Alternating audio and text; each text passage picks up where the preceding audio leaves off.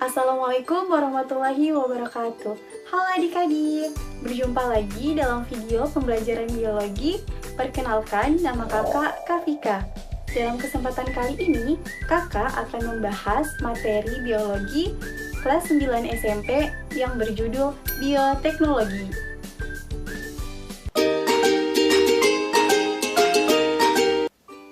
Nah, adik-adik, kalian pasti pernah kan nyobain makanan seperti tempe, tape, atau keju?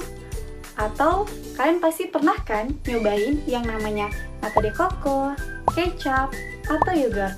Kalian tahu nggak, makanan-makanan yang sudah kakak sebutkan tadi adalah contoh dari produk bioteknologi? Lalu, apa sih bioteknologi itu? Yuk, ikuti kakak bahas lebih lengkapnya.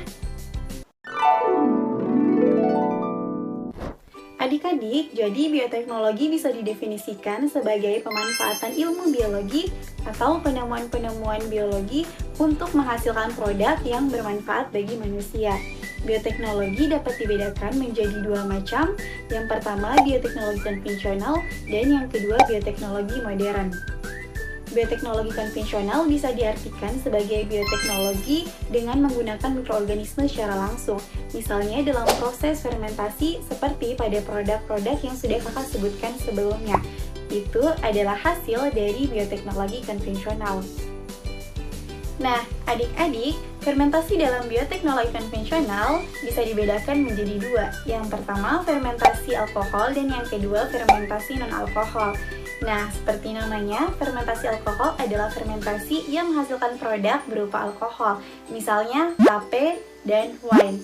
Sedangkan fermentasi non-alkohol adalah fermentasi yang di dalam produknya tidak terdapat alkohol, misalnya tempe dan kecap. Produk-produk tersebut dihasilkan dengan menggunakan mikroorganisme sesuai dengan produk yang diharapkan.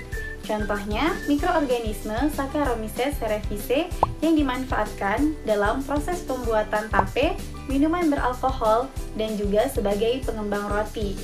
Nah, untuk contoh-contoh mikroorganisme yang lain, bisa lihat di tabel sini ya. Lalu, bagaimana ya untuk proses dan contoh dari bioteknologi modern? Yuk, kita lanjutkan. Bioteknologi modern merupakan bioteknologi yang memanfaatkan ilmu biologi yang lebih rumit, misalnya teknik rekayasa genetika. Nah, contoh dari produk rekayasa genetika ini, misalnya pada tanaman transgenik atau pada bakteri Escherichia coli yang bisa menghasilkan hormon insulin. Hormon insulin ini nantinya bisa digunakan untuk mengobati pasien yang menderita diabetes mellitus. Adik-adik, contoh yang bisa dikelompokkan ke dalam bioteknologi modern yaitu teknik rekayasa genetika atau sering disebut dengan teknik rekombinasi gen dan kultur jaringan. Penerapan teknik rekayasa genetika ini bisa menghasilkan produk-produk yang bisa dimanfaatkan seperti pada bidang kesehatan, pertanian, pengolahan limbah, dan lain sebagainya. Sedangkan penerapan kultur jaringan umumnya lebih banyak dilakukan untuk menghasilkan produk-produk di bidang pertanian. Adik-adik, teknik rekayasa genetika adalah teknik memodifikasi gen yang terdapat dalam sel suatu makhluk hidup dengan cara memindahkan gen dari makhluk hidup lain ke dalam sel tersebut, atau juga bisa dengan menghilangkan gen yang terdapat dalam suatu sel lalu menggantikannya dengan gen yang berasal dari makhluk hidup lain untuk mendapatkan sifat sesuai yang diharapkan. Namun, teknik rekayasa genetika juga bisa melibatkan perpindahan gen dari bakteri ke tumbuhan atau dari bakteri ke hewan. Tentu saja, proses ini merupakan proses yang rumit dan juga sangat panjang. Hasil dari rekayasa genetika ini disebut dengan transgenik. Contoh tanaman transgenik yang sudah dihasilkan adalah padi transgenik yang menghasilkan bulir yang kaya akan beta-karoten. Senyawa beta-karoten adalah senyawa yang sangat penting dan sangat baik untuk kesehatan mata. Tanaman padi transgenik memiliki bulir berwarna kuning keemasan. Oleh karena itu, tanaman padi ini sering disebut dengan nama golden rice.